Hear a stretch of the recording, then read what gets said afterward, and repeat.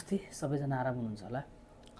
यहाँ स्मृति बहिनीले सोध्नु भएको रहेछ। स्मृति हेरेर उहाँले दाइ मैले चाहिँ आइपिओ भर्दै गरेको छु र सेकेन्डरी मार्केटमा पनि अब म काम गर्न चाहन्छु र मैले आइपिओ त भर्दै गइरहेकी छु, ब्रोकर एकाउन्ट पनि बनाएँ। अब मैले केमा लगानी गर्ने होला, कुन सेक्टरमा लगानी गर्दा चाहिँ राम्रो प्रतिफल पाइन्छ होला भनेर चाहिँ सोध्नु भएको छ। बहिनीलाई धेरै धेरै धन्यवाद।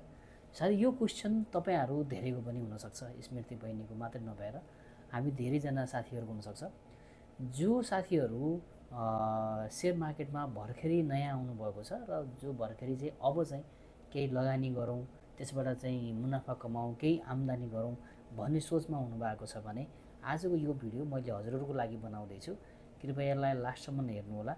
यदि तपाईँले चाहिँ अब कसरी तपाईँ चाहिँ सेयर मार्केटमा अब चाहिँ काम सुरु गर्ने, कसरी कुन क्षेत्रमा चाहिँ लगानी गर्ने भन्ने बारेमा तपाईँलाई एकदम सरल तरिकाले चाहिँ र हजुरले बुझ्ने हिसाबले चाहिँ यो भिडियोमा चाहिँ मैले जानकारी गराउनेछु।